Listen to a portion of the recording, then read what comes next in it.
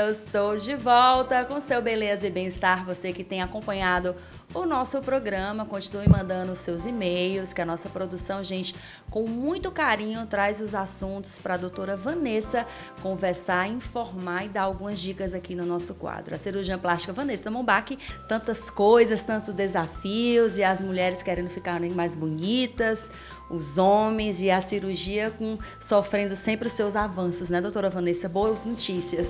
É isso mesmo, Mariana. Na verdade, é a utilização do preenchimento facial de uma forma um pouco diferente do que era feito, né? Então, teve um cirurgião plástico, que é o Maurício de Maio, um cirurgião brasileiro, que hoje em dia dá palestras e fala no mundo inteiro, e ele utilizou a técnica de preenchimento facial de uma maneira um pouco diferente, né? E essa técnica, porque as pessoas, assim, às vezes têm dúvidas, o preenchimento, ela é além do preenchimento, ela é uma técnica que está sendo aperfeiçoada dia a dia. Explica melhor esse contexto, doutora. Bem, é como se fosse realmente uma evolução do preenchimento facial. Então, até algum tempo atrás, a gente usava o preenchimento para preencher áreas de depressão na face. O sulco naslabial, o lábio mentoniano, para preencher o lábio. E ele sistematizou o uso do ácido hialurônico para reestruturar a face e retirar sinais de envelhecimento. Então, é como se fosse um plus, um a mais do preenchimento facial.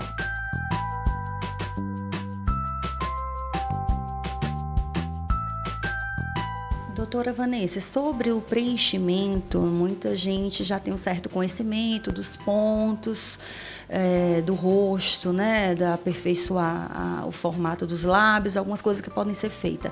Muda o contexto do MD Codes? Muda. Ele, como eu falei, ele sistematizou. MD Code significa códigos médicos, né? Mais ou menos uma tradução livre.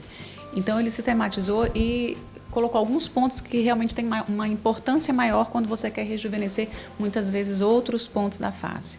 Então, um dos pontos que a gente começa normalmente é pela região malar, que não era uma região tão utilizada até então. A gente utilizava mais o preenchimento dos sulcos e das depressões que se formam na face, né? Então, a reestruturação da região malar, que é a região da maçã do rosto, faz com que você consiga elevar a face como um todo.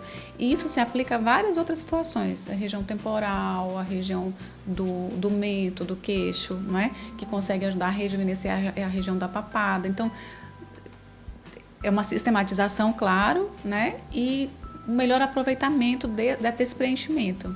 E nesse primeiro momento da consulta, né, onde o paciente chega, o paciente fala o que desagrada, o que incomoda, esse olhar, essa visão do cirurgião para a vontade do paciente de melhorar, de aperfeiçoar alguma modelagem da face. Pronto. Muitas vezes a queixa do paciente do local onde ele se queixa não condiz com o local em que vai ser aplicado o preenchimento. Acontece muito isso? Acontece. Normalmente é o que acontece. Então, você tem que convencer e explicar ao paciente, convencer a ele que realmente ele vai ter uma melhora, por exemplo, da região do sulco, se você preencher a região malar, né? Então, normalmente é exatamente isso. Você pergunta ao paciente o que ele quer melhorar e aí você vai explicar a ele quais são os locais que devem ser preenchidos para que aquela região fique rejuvenescida e de uma maneira mais natural.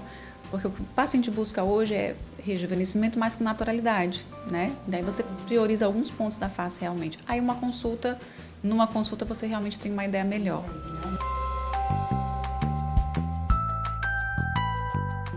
Muito interessante, eu costumo dizer que é muito interessante essa afinidade entre o cirurgião, o paciente, o resultado, né? A clareza do resultado também, né? Porque às vezes se esperam muito uma coisa e no final das contas tem que ter uma conversa muito alinhada para depois não ter nenhum tipo de problema, tudo com muito cuidado. Eu acho interessante também a gente falar sobre... As pessoas perguntam muito, como a gente está especificando esse procedimento, há uso de anestesia, ele é menos invasivo. Explica melhor, doutora. Bom, é um procedimento que você faz normalmente no consultório mesmo, ou seja, um procedimento ambulatorial, não é cirúrgico. Faria parte dos procedimentos não invasivos para rejuvenescimento da face. Normalmente, se você usa um anestésico tópico, uma pomada, um gel com anestésico, aguarda alguns momentos e depois faz a aplicação do produto.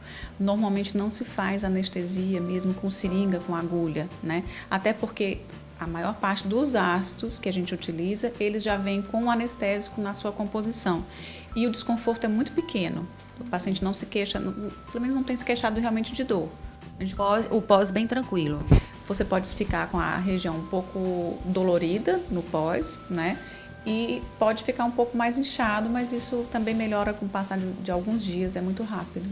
E sobre o resultado esperado, é preciso que a técnica seja devidamente correta, por parte do profissional qualificado, cirurgião plástico, né? A gente tem assistido aí vários cursos que estão chegando, a gente está aperfeiçoando essa técnica, mostrando, se identificando. É fundamental? É fundamental você procurar realmente um profissional qualificado, né? Normalmente quem faz esse tipo de aplicação são médicos dermatologistas ou cirurgiões plásticos, né? E claro que também, além de escolher um profissional que tenha experiência na área, que esteja habituado a fazer e que tenha os cursos necessários, né?